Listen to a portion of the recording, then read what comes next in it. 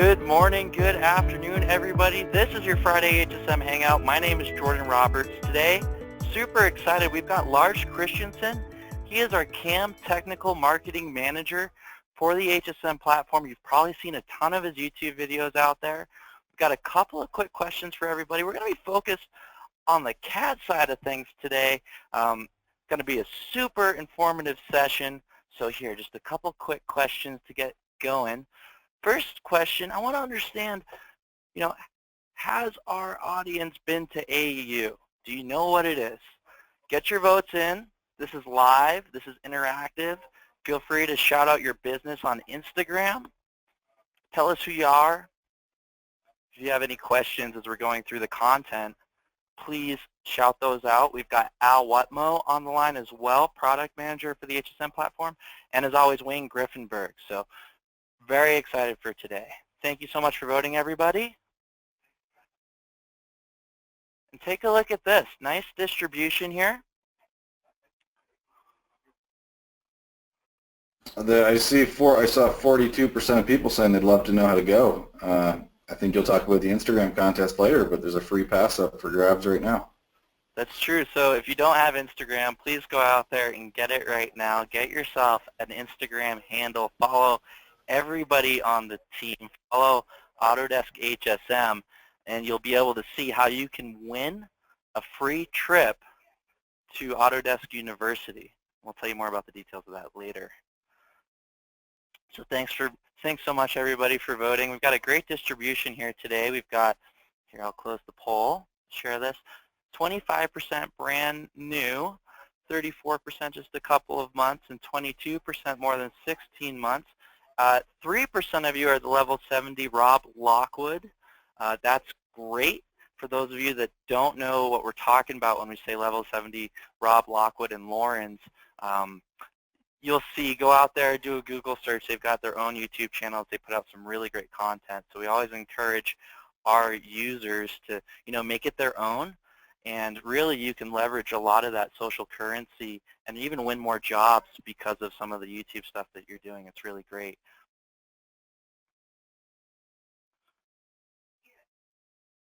As always, we need to understand, what kind of work is everybody doing? If you're in the chat, just let us know what it is. Shout it out, put a handle, put a tag to your business, links to your website, whatever you want to share.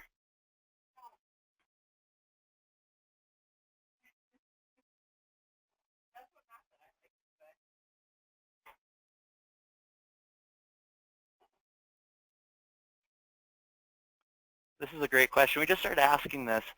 What's most likely to drive the growth of your business looking into, the new year?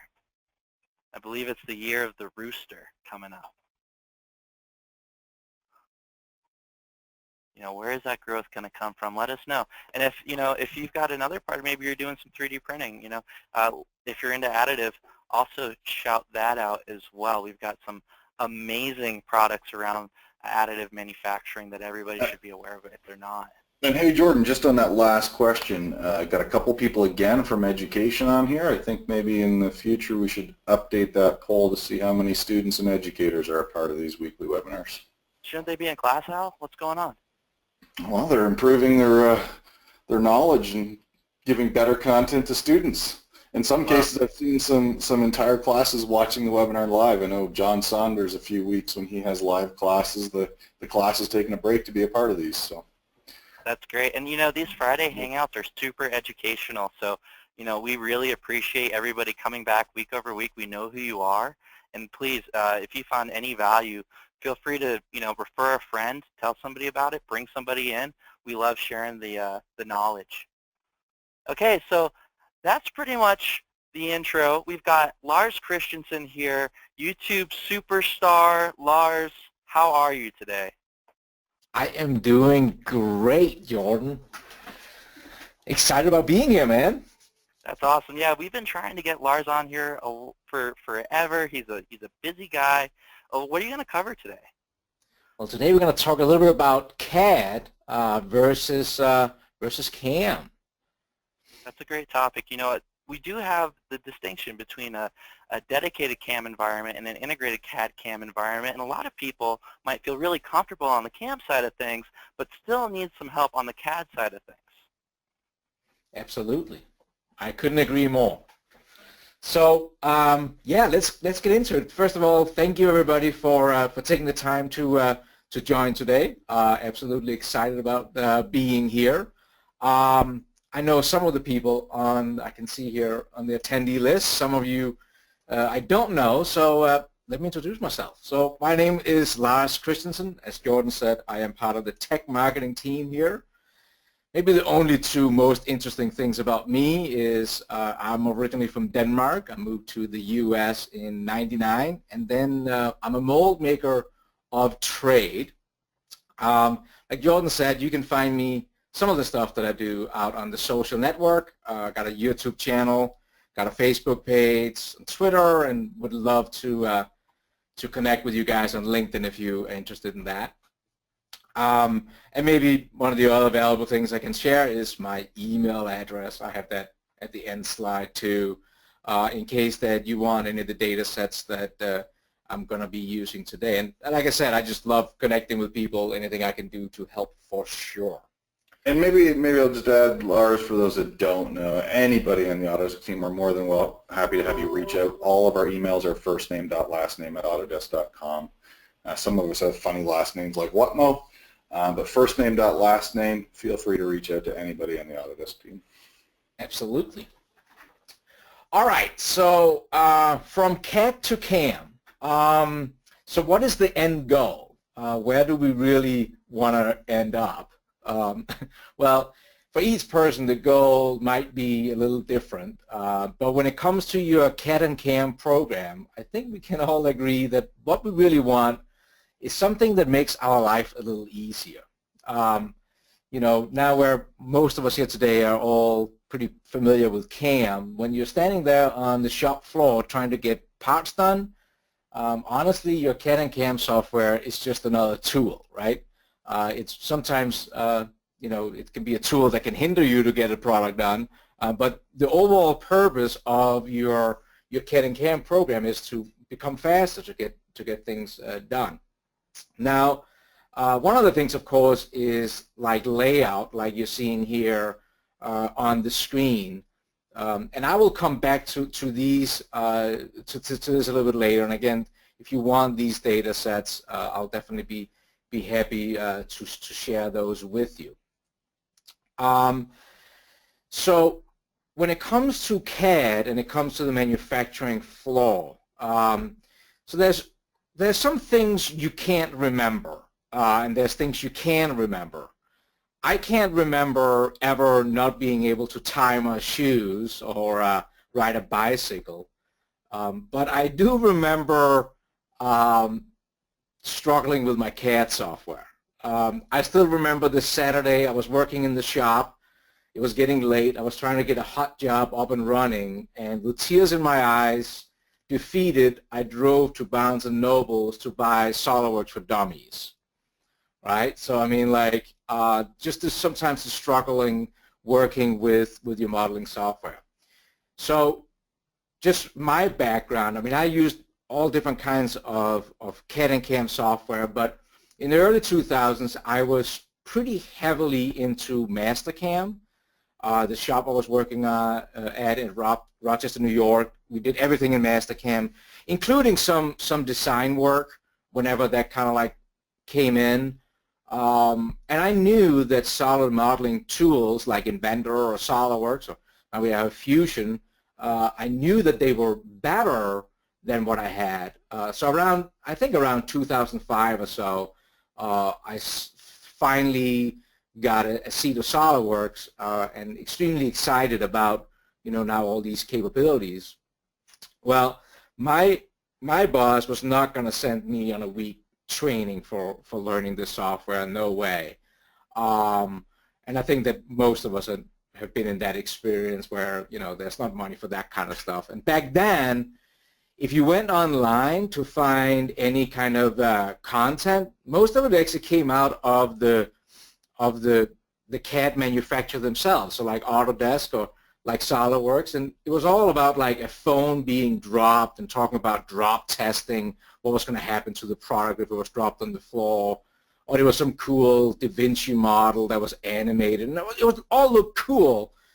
But for me to be on the shop floor, that really didn't help me. I just see that we got a comment about maybe possibly lost some audio. Is that true? Lars, I'm hearing you fine. There's only the one user that mentioned a loss of audio. Okay, a cool. couple users are hearing you fine, but thanks for checking in on that. Yeah, I just needed to make sure because, you know, I can sit here and talk to myself. Yeah, so what I wanted to, start out. Another thing, Lars, and just for everybody on the call, we do record these, so if you do find yourself having any issues with the audio, you can come back, you can watch our YouTube channel, and you'll see everything as well. Cool. Absolutely.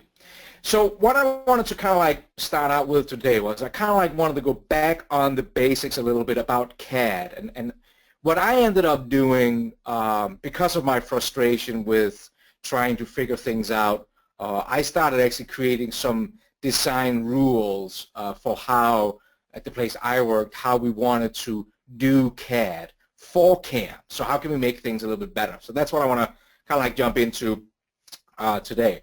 Now, I am going to be using Inventor. Everything I'm doing in Inventor here, you can do in Fusion or you can do in SolidWorks. So all over the HSM platform, I just thought that Inventor might be like the good one right in the middle.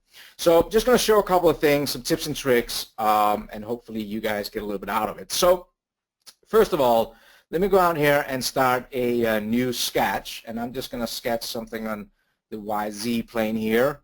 I'm going to do a corner rectangle, and let me just type in 200, we have metric, why not? Just in case we have any Europeans with us here. Americans are a little bit better to adjust to those. So we have our rectangle here, and let's go ahead and extrude that out. I don't know, go out like 30 millimeters. Okay. So here we have kind of like a plate. Now, one quick tip I just wanted to talk a little bit about was that anybody on the manufacturing floor right now, I kind of like maybe scrunching because this plate is right now not laying flat. It is sitting on its side, right? And we really would like it to kind of lay down like this. Now, just want to be clear, there's actually no rules about this in the CAD kind of world. And many times when you get files from other designers out there, you know, you sometimes are just thinking, why did they design things up and down, upside down? Some CADs and CAM system actually flip-flop. So at least back in the day, what Mastercam thought was top, SolidWorks thought was front. So this can happen. For Inventor and for Fusion users, there's an extremely easy solution to this if you didn't know it. And that is to go up on the view cube and go what you want to be top. So right now this is right, but this is actually, you know, if you're a machinist, you want to kind of like look down on your plate. You can do somewhat the same thing in SolidWorks by hitting the space bar. But what we're going to do is we're going to right click, and then you can literally say set current view to top. So the workflow is go to the view that you think should be top, and then right click on the view cube and hit top. And now that is actually top. Just a little quick tip here. What you really have done is you just kind of like flipped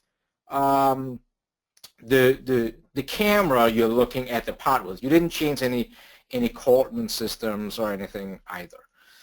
Can I throw a quick trick in here for the Fusion users? If you get annoyed what your thumbnail looks like, setting what your top view is going to also set the isometric for your thumbnail image, which is a nice little trick. Cool. Yeah, this is definitely one of those things, right? That it just gets annoying if you're importing a model from a customer and, you know, it's always on the side. It just drives you bananas. So that's definitely something to just, you know, get down and think about. Now, if I go over here to the origin, and let me just highlight my 3 planes here. Now, I used the corner rectangle from the origin, and you can kind of like see here how it's almost like our plate was put down on a surface plate and was pushed up against the corner of the planes. I really had great success making sure right up front that I made decisions like this. Basically because if you are making that a rule from up front, that whenever you start, if you got this, and this works for fixtures too, whatever, if you lay it out the way the datums are on your part, you know, now the guy, if it's another guy who's going to set up the part out of the machine, or even like the inspection guy later on, if they're all working from this datum, you know, if something happens, a design change, I don't think I've ever worked on a part that at some point there wasn't a change, you get all three guys in the same room, you all are familiar with where this is, and you're not standing there trying to, you know, fight about where the most important datum is. So that's definitely something that I thought very strongly about. Now, another thing I used to do was, let me just go on the back side here and open a new sketch. I actually also, let me just, perspective, auto faces, that solves everything. I always sketched a circle for where my pickup was going to be. So just create a little sketch. Now that sketch is going to sit by itself over in the feature tree over here. What you actually can do is you can go over and you can, if you right click on it, you can go into the properties and you can actually change the color of it. And I used to do it, I made it red. And that was actually a rule at our shops that certain colors meant something. So if anybody else opened up your part and they saw that there was a red circle, they knew exactly that that was the pickup point for this part. So I mean, if it was, you know, if you were making a mold and you're picking up the center, you would put a little red circle there. It just, this is the things that, you know, one guy's out sick and the customer for a product is calling, for a project is calling, and you have to jump in and kind of like try to answer some question. This is the things that just going to make it so much easier for the whole team. These small kind of like silly, if you want to put it like that, rules. Another little thing I just wanted to show that I hadn't thought about for years until somebody showed me this. So if you had to create like 4 holes through this block here, feel like it was a mold block or something like that, like locating or die or something like that, using a rectangle for that actually makes life a lot easier. So if I go in here and I right click and create a new sketch, and I'm just going to sketch a rectangle. Oh, and by the way, when I create this rectangle, I will absolutely dimension everything back to the datum, right? That makes sense if I do that. So now I can go in here and, you know, I can type in my dimension and make sure that these are coming from that 0, 0, because the guy out on the shop floor, he is going to be using, you know, working from that datum. So if you make sure you keep these things, you know, consistent, and, you know, you're kind of like holding everything on top of this, this makes a lot of sense. This is how you would check this out on the machine. Now, the neat thing about using a rectangle for 4 holes is that if we go over to our hole command, we can actually select those 4 corners of the hole, like this here. Let's make it 10. So that was an easy way to set in 4 holes without having, you know, like if you sketch each hole, then you got to start working with constraints and that kind of thing. So just one of those things that you might find helpful. Now another thing that I think is extremely, some of these things are kind of silly in a way, you know, but extremely powerful, is get in the habit of renaming your features over here. I can't remember what I did last week. So if 3 weeks goes by and I got to open up this part again and trying to figure out what, whoops, Go in and edit the sketch. Try to go and figure out what these things are. Then you know, it's a lot easier if you have named them. And Lars, think about it like this. didn't you spend last week driving around downtown Buffalo making a video about 3D machining? I did. I remember that. Highly recommended for everybody on the call, by the way. Great. I appreciate that. I appreciate that. Yeah, so if you do this, think about it like this. If I send you this part right here and we had like, you know, 60 features in here, wouldn't you all agree with me how much nicer it is to just be able to look over in the feature tree and be able to kind of like figuring out what everything is? So that was another thing that, you know, and actually I know in SolidWorks you can do, so anytime you create a new feature, it will automatically be ready to be renamed. I'm actually not sure about Inventor and Fusion with that, but so just a thing to consider, you know, to kind of like standardize things as you're going through here. Another thing I wanted to show you, let me just save this to my desktop.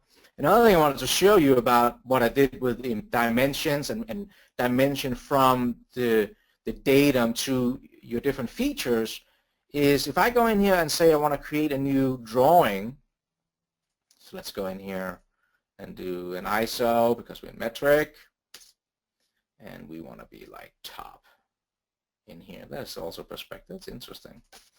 Let's move it over here.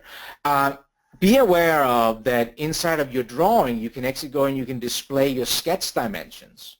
So if I do that here, you will now see all those dimensions that I use to create the different features are now showing up here. I might have to kind of like reorganize some things. You can always, of course, creating new ones. But just from the point of view that I'm now creating that drawing for the guy out on the shop floor, you have now created consistency. You absolutely know that this is the right dimensions to work with.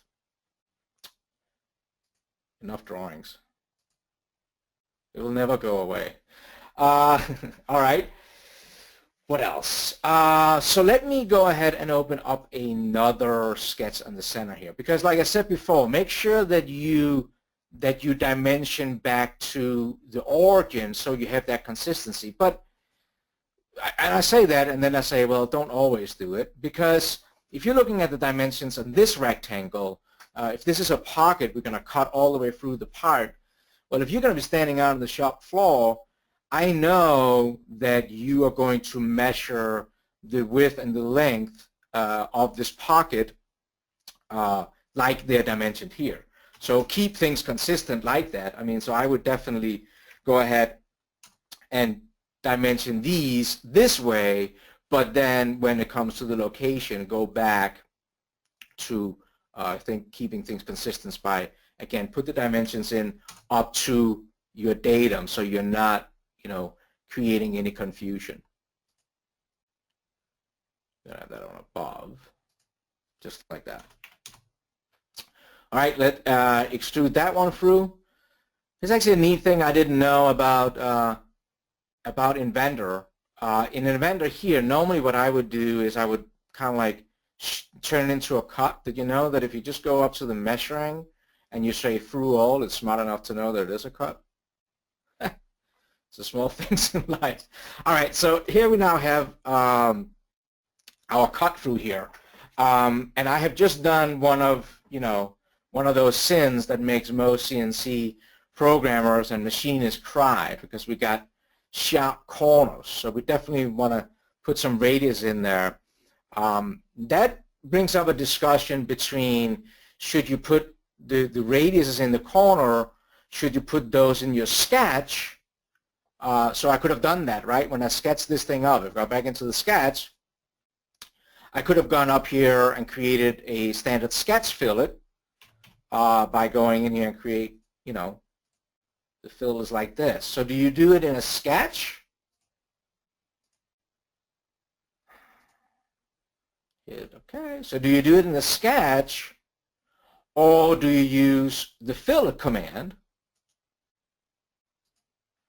And some people would say that, well, it kind of like depends on what you prefer to do. To me, it comes down to, do I think that these radiuses are going to be changed later on? If I know that those fillets will never change, I'll put them in my sketch.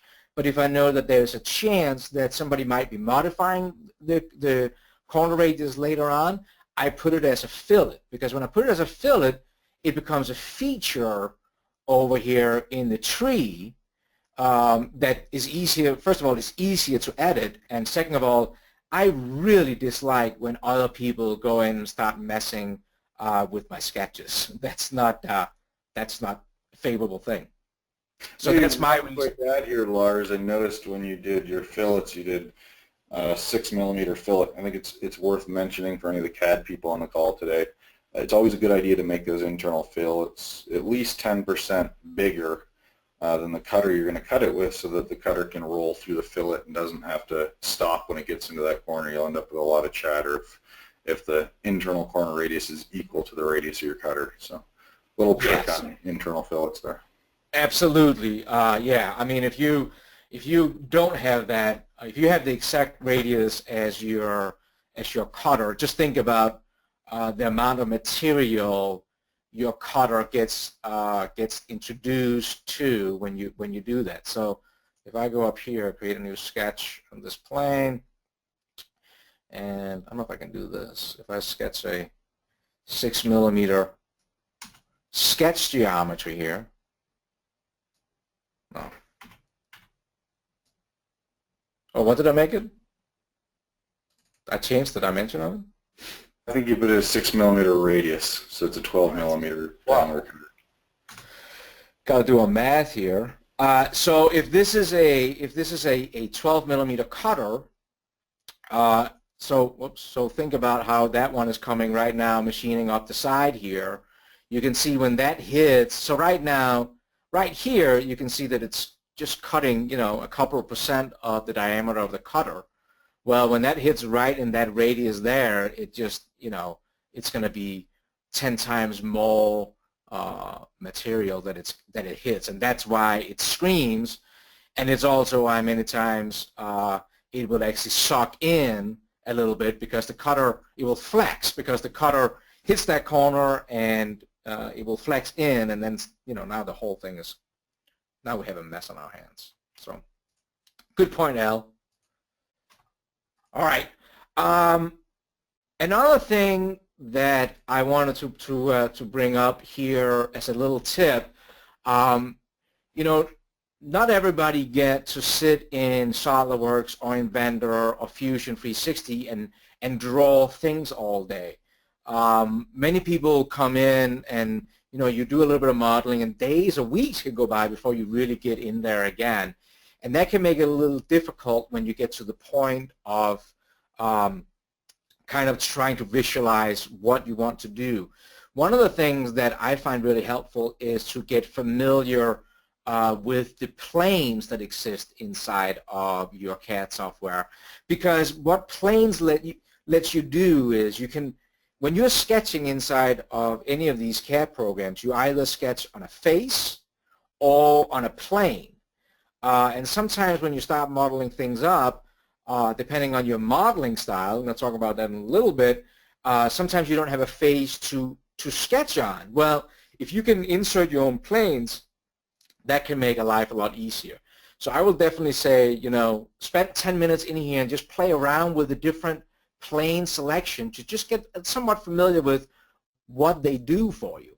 I always say that, that 10 minutes before lunch, and you don't really want to start something new, you're just kind of like sitting there waiting for, you can't get up and walk away because the guy in the other cubicle will complain that you left for lunch early. That is a perfect time to dig in and play around with this. So I'm going to use a mid-plane between two faces here to create a plane right through the center of our part here. So whoever is like a CAD ninja would have said, well, you could have done that if you had not used a corner rectangle, but then I hadn't got my datum, so we've already, decided that that was a good idea. Let me just go up and create a section view here so we can kind of like see things a little better. So I'm going to just create a section view. So now we have a section view through a part here. What I'm going to do is I'm going to sketch a kind of like an O-ring groove around here. And what I'm going to use for that is I'm going to use sweep for that. And a couple of things, you know, I think that sometimes if you're like I was, you know, kind of like stumbling your way through the CAD, if you didn't get like the proper training and all that, some of these commands can get a little, seem a little overwhelming. You should spend a little time, and I should create some videos on this, on some of the powers of sweep and loft, because they are really good alternatives. At least you should know what they can do. Now I'm going to use the sweep here. Many people would tell you for a sweep you need 2 sketches. You need a profile and you need a path, but you actually don't need the path. You can actually use other geometry. So let me just open up a sketch on this plane I just created, and I'm just going to make that's going to resemble somewhat of a box here. Let's sketch that one and give it a couple of dimensions, because that should always happen here. Let's make that 5, and let's make it, I don't know, doesn't really matter. We'll make it 6 just for the heck of it.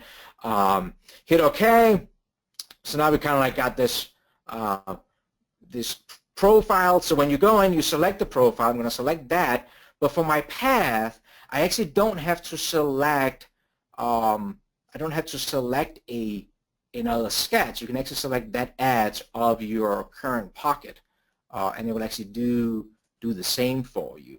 So I just wanted to make sure that you were aware of that. Like that's one of those kind of like small tips. Now another thing, some of you guys hopefully right now are screaming at me on the screen, at your screen, because you saw what I did. One of the things I didn't do, or what I didn't do, I did not fully define my sketch. Okay, you can see the green here means that it's not fully defined. Well, I mean I can actually just drag this one right up here, hit the sketch, and now suddenly I changed the profile of this here. I cannot state to you how important this is, that you get in the habit of fully define your sketches. For me, it happened.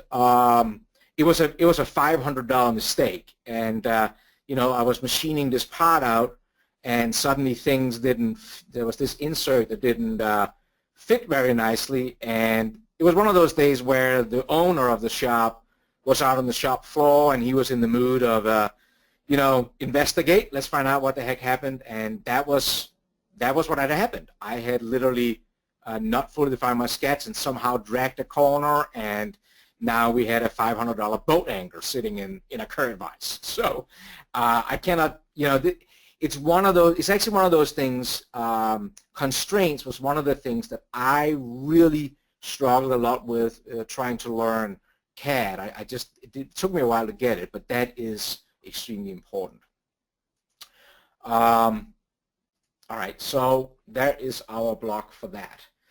All right, so let's just check the time here. I want to make sure 35. I want to make sure that we have some time for some questions. We got Al here too, so you know, we're going to make sure that he also gets to answer some questions. Let me just jump over to my PowerPoint. So while you're doing that, you mentioned planes. A trick that I learned early on, I learned it using SOLIDWORKS, so it applies to any CAD system you're using. Often as machinists, you often need to create compound planes, and they can be annoying to do, a compound angle. A quick little trick. You can create a sketch on an angle and extrude it as a surface, and then apply draft to that surface. Maybe you're following along with what I'm saying, but just as an aside, you can create planes inside of all the CAD tools, but it's a neat little trick to think about using the surfacing workspace to actually create yourself some planes to sketch on. Yeah, actually, it would actually be a great video to kind of like go through some of these different techniques there with that. That's a good point. I'll put that on the list. All right, so I wanted to talk about modeling style. I normally joke around that I know you all have a driving style, good or bad, but what is your modeling style? So this part here, you might have seen it around. It is from the BAC Mono race car. It is the quick release for the steering wheel. So if you like Formula One or some other type of racing, you know how they take the steering wheel out. That's the quick release for that. Now, this is, of course, is a turning part or mill turn part. And some of you guys probably already now, while I've been yapping here, are thinking about how would you go about modeling this up. And, you know, this is like, I think sometimes the hardest thing. Like your customer comes and says, all right, this is what I want, and you're looking at it on the screen and you're thinking, how the heck do I end up there? There is actually different ways you could model things up for this kind of stuff. So the one here, I call it the CAD kind of way. So this is where you're using revolve to get the basic shape of this. So you sketch up on a side plane, and then you use the revolve feature to kind of like revolve around that. I'll play it again. So if you're not familiar with this, you take a side plane, you would kind of like sketch up this geometry on that plane, and then you revolve around the center point here. And I call it the CAD because this is probably what most people are kind of trained to do if you take a CAD class. And actually, just a little point that anytime you have to model something up that is round, revolve might be a good, you know, a good choice. I remember one point somebody came to me and asked me to model up a lens, like a pair of glass lenses, and it wasn't until revolve that I actually kind of like got a good result. So that is one style where you could do this by sketching on the side plane, revolve around the center. Now another one is like, you could call it the pancake method, or you could be like the Las Vegas, you're stacking up your chips. So where you start with like a bottom feature, and then you add the next layer of the part and the next layer on the part, and kind of like building up your model, and then in the end you do your cuts. So this is actually I'll play it again. This is actually not a bad way to model things up. So if you look in your feature tree, you're kind of like doing all the solid extrudes first, and then you do all your cuts afterwards. It actually leaves a pretty nice type of feature tree that can be easy to go through. So the two things here, Lars, you got ahead of some of the questions about wanting some tips on turn parts, so good job on that.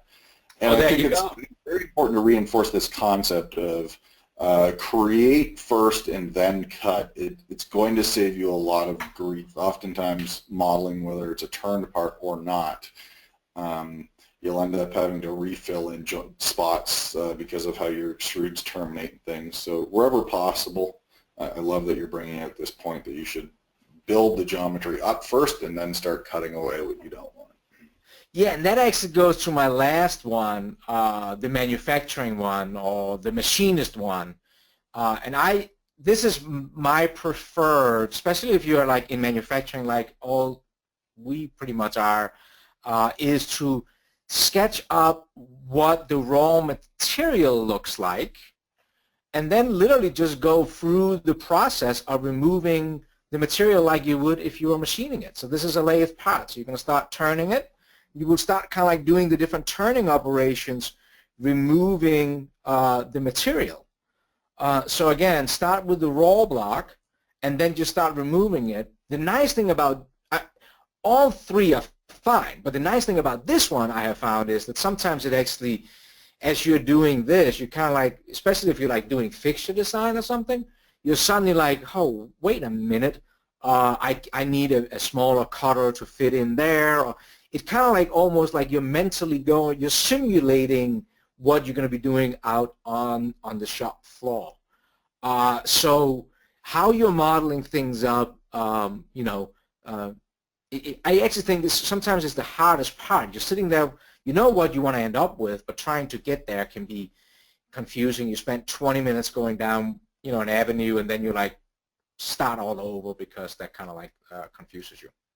So yeah, I hope this is kind of like helpful. Think about the ways you can do it in there, and hopefully if you're thinking about like the layer effect, or how are you going to manufacture it, I think that is good basic steps. Many times what you get taught in a CAD class, like the revolve might be the fastest one, but you know, the other ones is maybe a little bit easier for you to kind of go through. All right, that brings me back to the picture that I had before. So I just want to round this out with a couple of things I wanted to talk about. So let's just jump back into Inventor again, and we're done with this one here. So I just wanted to talk about, and like I said, I'm happy to share these models with anybody who wants them. So this was the type of work I did a lot of in my last shop floor experience, a lot of tombstone machining. We converted from being a mold shop, tool and die shop into high production milling, and we had like a couple of horizontals. One of them was a Matsura with 8 pallets on it, but kind of like just changes how you're thinking about, you know, workflows and how you're going to load things up. A couple of tips I just wanted to share with you guys today was what I did and found really helpful was my work offset was literally in the center of rotation on the pallet. So the pallet actually had a big dowel hole right in the center. I indicated that in. I picked that up. I picked up the top surface of that pallet, and that became my work offset, my G54, or whatever you prefer to use. And then I made it 100% that everything I designed in the CAD was also what I had out on the machine. Now, so I could literally, you know, swap parts in and out. I could take fixture plates off and on, because everything was exactly inside of the CAD what I had out of the machine. And the neat thing about, if you ever program something like this, the neat thing about HSM when it comes to working with parts, because now you're saying, well, wait a minute, you set your parts down here. How do you work with, you know, the different work offsets and different things up here, and directions, angles, and things like that? Whoever at the development team came up with this, I'll buy them a beer. If you go in and edit your tool path in the geometry tab, right down here you have something called tool orientation. What means while I'm keeping my G54, my work offset down here for all my numbers, I can actually switch the direction and how I'm going to come in on the parts right within the specific operation. So it's under the geometry tab, and it is right down here, tool orientation. So much easier than other systems that I have worked with. So whoever came up with this, kudos for thinking clear about that. Just a quick comment on that, because it is oftentimes when people are looking for 4- and 5-axis toolpaths, they're not seeing that. 2 quick comments. Even though it's part of the 2D strategies, you're not going to have it if you're one of our Express users. That's exposed in the paid products for the desktop. So you can take any 2D, 3D strategy and add that tool orientation for the indexed machining. If you're one of our Fusion users, that is something that's an entitlement to Fusion Ultimate. So just if you're wondering why you don't see it, those are the levels that you're going to find that Good option. point. Yeah, that's a good point. Absolutely. The other thing I just want to point out with this model here is also take advantage of some of the cool functions that is in here. So I programmed this first setup here. I literally just programmed the first part right here. Right? That's all I programmed, but I have, you know, another 7 of them sitting, 3 here, and there's 4 on the other side. One of my favorite functions in here is if I right-click and do add to a new pattern, you have, well, if you're doing CAD, you're familiar with this. You got linear, you got circular, but component pattern, I mean, this is really sweet. So I select component pattern, I select the source, what is this one here, and as soon as I click on that, the software founds the remaining of them on both sides, and you can actually order how you want the tools done. So you could do it so per operation. So let's say you phased off the part first. You could go around and phase all the parts, all 8 parts, and then your next operation was a contour. It will do that. Preferably when you're doing production run, it's probably per tool, because tool changes kind of cost money. So yeah, so just wanted to kind of like show that right in here. The last thing before we go to questions, this is actually Fusion 360 here. Couple of things is also when you design these things, you get it laid out the way you have it on the shop floor, can really ease things out. So for example here, the idea is that this subplate with the 2 vices, or the 3 vices in this case, that you can take those off during the day when you're doing other work, and then you can just load the subplate back up and run unattended during the night. But what I want to point out is when you do fixture design, and this is one of the things that where I think that working inside of a solid model really becomes powerful, is utilize, when you do your fixture design, make the fixture designs around the parts. So I did this a lot in my previous job. So let me go in here. Let's go and find this one in the feature tree. So find in browser. That's right there. And you can see these are linked in. So they're sitting outside, and I'm just referencing in here on the table here. Let me go and open that one up. Just like that. So there is that portion, and then we actually go up and open up this part by itself. What is actually the top one here?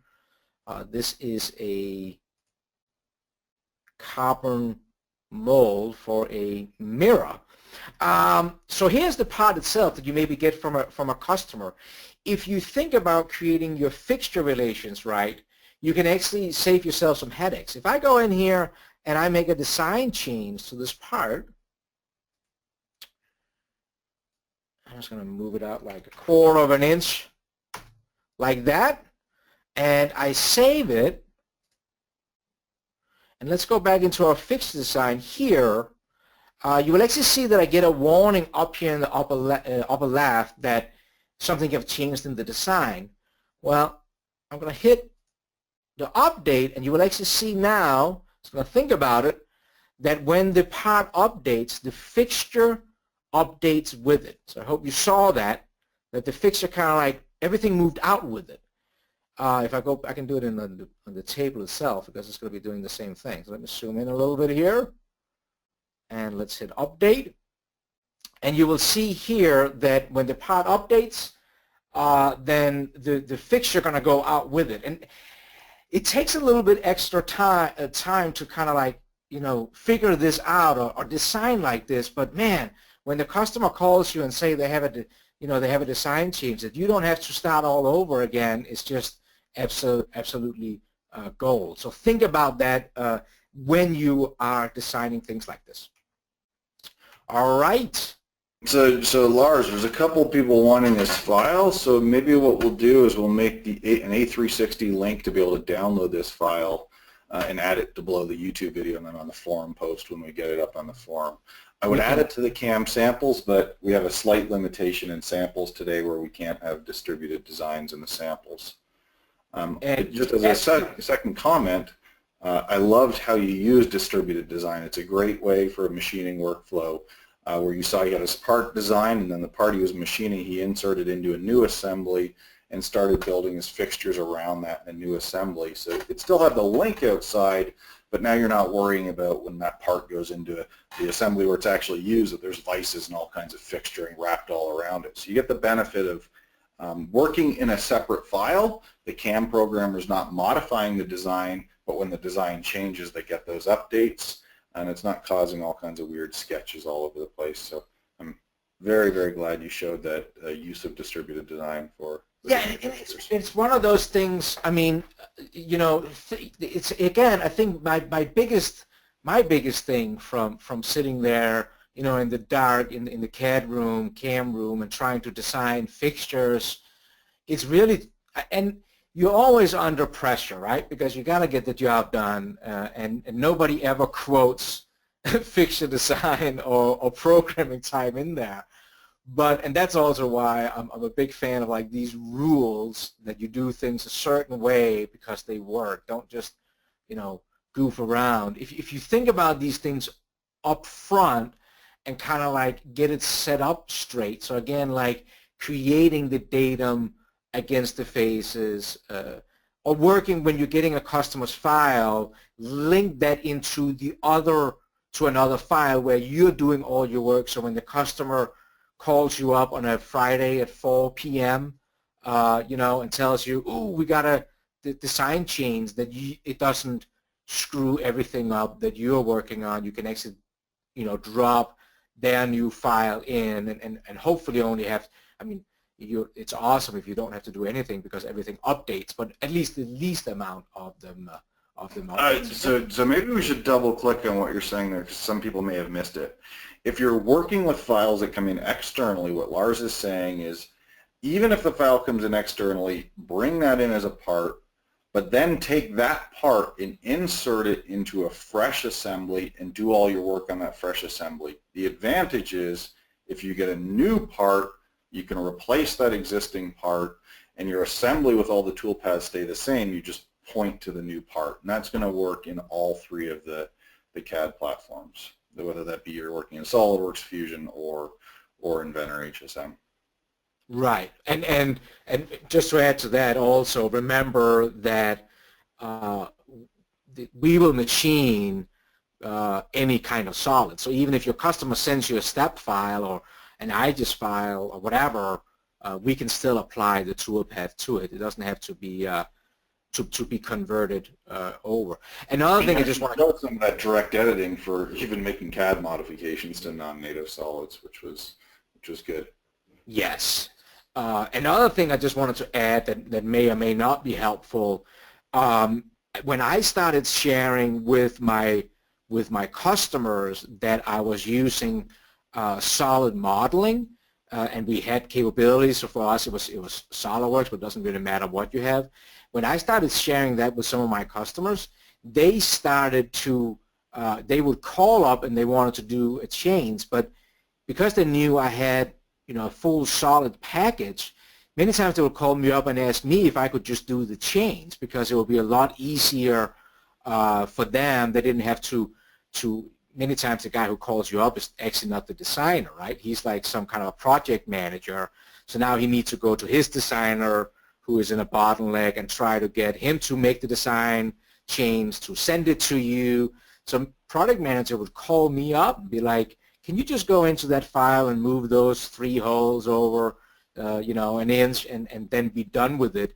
And that was, first of all, extremely helpful when it came to in last minute when I had already designed the fixtures and things, that I actually could do that. And it actually also created a great relationship between me and the customer because when he sent that, when he called me up and asked me to do the change, many times I could bring things up to him, like, hey, could we make that corner radius a little bit bigger because then I can actually make it cheaper because I don't have to get a special cutter or things like that too. So just if you don't already, the CAD portion can help you in many ways with that. So I hope that is helpful. Super helpful, Lars. With that, guys, we're just about at the top of the hour, so get your questions in, and we will make sure that we reach back out to you and get those handled. Lars, I'm going to request that I share my screen here because I want to embarrass you a little bit, and before I do that, I also want to bring to everybody's attention 2 very special places.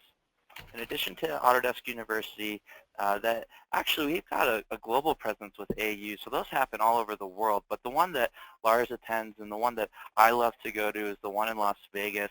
You definitely don't want to miss it. So we'll try and get some more information over to the people that want to attend but not quite sure how to go about it. But the first thing that I want to bring up is the build space in Boston, Massachusetts. And here you guys you're seeing my browser. You can go to autodesk.com/build-space, and you guys can navigate around and you can take a look. We've got some really great programs You can go and see a lot of innovation that's happening. You can see these machines working. We've got a Builders in Residence program that's a lot like the Artist in Residence program that we have out in San Francisco. You can watch a video of the mayor of Boston, Marty Walsh, doing the ribbon cutting, some cool stuff. You can also take a tour. So I highly encourage anybody that's going to be in the Northeast to definitely take advantage of the build space. And specifically, if you're flying in and out of the city, it's super close to Logan Airport, so definitely take advantage of that. Also, Jordan, I'd like to add in, this is Wayne, I want to add in that we're also planning a webinar towards the end of March with that Build Space team to go over one of the projects that they're doing. So stay tuned with us. We're going to have some good webinars up and coming. That's awesome. And we've got this whole concept of the road to AU with these high-speed machining events that are going to be happening all over the country. So definitely tune in to your local Haas HFO. And also, we'll be blasting all that information out on social, so make sure that you're following along. For those of you out there that have friends and family that are students or educators, I want to make sure that everybody knows that Carl Bass, the CEO of Autodesk, made a really big decision a few years back to give away a lot of our software for free to the education community. So you can go to autodesk.com/education, or you can just do a quick Google search and get here very easily. But you can get a lot of software for free. So you just download whatever you want and take advantage of it. Tell a student. It's definitely a super great program. This was a few $100 million business that Autodesk decided to essentially just give away. So great stuff. This is the HSM community, and if you're here on the Friday Hangout, you probably are well aware of how strong that community actually is. But if you're ever having some challenges, you can always reach out to anyone on the Autodesk team. You can always reach out to your local reseller. But if you want to get an answer super fast, another great resource to take advantage of is this HSM Forum. Very easy to get to. If you're just on the website, just click on Learn, and it'll bring you here. Click on Forum, and it'll get you there. And you can see all the discussions. If you've got a great idea, you can actually submit that idea, and then customers, employees, whoever can upvote that idea, and then Al, if he likes it, he throws it into the product. So take advantage of the idea station. And this isn't just for HSM products, guys. This is for a lot of our other products, but I'm just on the HSM page right now. And just as a comment, there's a few people wondering where they're going to get links to this video. We'll get them up on YouTube, and we'll get links and comments and maybe some links to Lars's files on the forum. So if you're not a part of that forum community, join that forum community, and we'll get the links to these live recordings there. Absolutely. That's a great point, Al. And here you can see our HSM YouTube channel. So subscribe to this, because when you subscribe, you get an alert. And these alerts are generally going to tell you about a technical tip that somebody's put out that's going to help you grow your business. So definitely take a look. You can see we've got a lot of our content. There's Wayne, there's Al, there's me, there's Jeff, CJ. We got the whole team on here doing some great stuff on YouTube. So super important to subscribe and engage with us on social. Speaking of social, another spot is Instagram. Here you can see a Pocket NC machine being milled out. Now, if you guys aren't familiar, Pocket NC is a really cool company. They're a Kickstarter out of Bozeman, Montana that was super successful. They use Fusion 360 to model it and make their parts. This is actually going to be part of the CNC machine right here, what you're seeing. But go out there, give them a follow. And this brings us to our next point. It's the Fusion Cam Challenge. It's back, and this time you have an opportunity to get to Autodesk University on our tab. So what do you have to do? Well, task number 1, showcase what you're working on inside of Fusion 360. This will also work for Fusion Ultimate. If you guys don't know, Fusion Ultimate includes 5-axis toolpaths. It's an incredible platform as well. Second requirement, we want to see exactly what you're doing and how you're making it, whether you're using CNC, lasers, water jets, whatever. Post the picture, post the video. Give us the hashtag Fusion Cam Challenge, Fusion 360 Instant Machinist.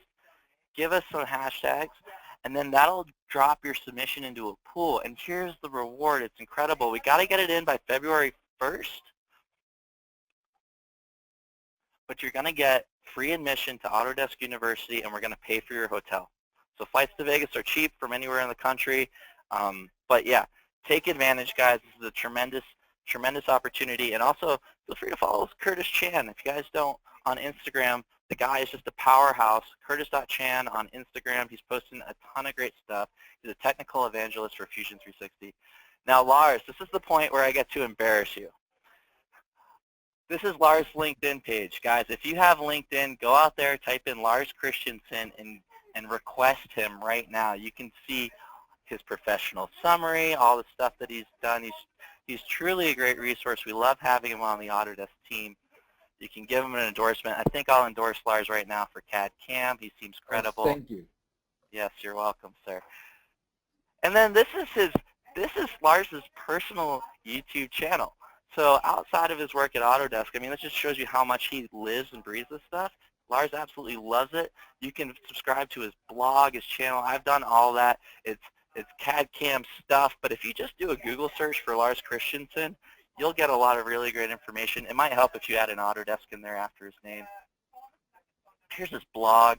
Some just really great stuff. He's an awesome resource. We're so happy to have him on the team. And then Twitter. I know Twitter's really big, but pretty much, he mentioned it before, any social media channel you can find Lars, you'll be able to interact with him directly and get great tips right from the master. So with that, everybody... I need to mention one thing, because there's a bunch of people who use HSM Works and Inventor HSM on the webinar. I know some of you have already dropped to get back to work. That contest, I talked to Curtis. He's more than happy to accept submissions for people that used HSM in any one of the 3 products. Actually, you got the comment open there right now. So HSM is HSM. It's the same CAM and Fusion as is in SolidWorks and Inventor. There's some exceptions, but demonstrating what you're doing in any one of those 3 products will constitute as a submission into the challenge here. So please don't feel left out if you're a HSM Works or an Inventor HSM user. That's a really great point, Al. Thanks for bringing that up. I wasn't aware. I thought it was just in Fusion. So, guys, 3 flavors of HSM. It all counts for the Fusion Cam Challenge. Get your submissions in. Win that competition. Get yourself a free trip to Autodesk University. Autodesk is going to take care of your hotel. We're going to take care of your registration fees, and you're going to have an amazing time. It is absolutely, hands down, the best event that I've ever been to at Autodesk. And thank you so much for your time. Remember, if you have any questions, reach out to anybody on the Autodesk team. It's just the first dot last name at Autodesk. My name is Jordan Roberts. Thank you so much for joining us today. We'll see you next week.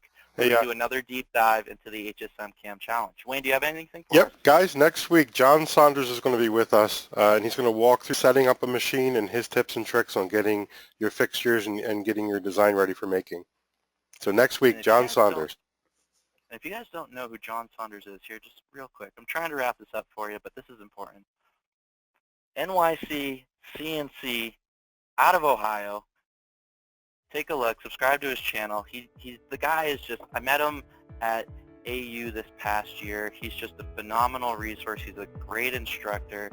You can really learn a lot from this gentleman. So tune in next week. It's going to be awesome. So with that, have a great weekend, everybody. We'll see you later. Take care.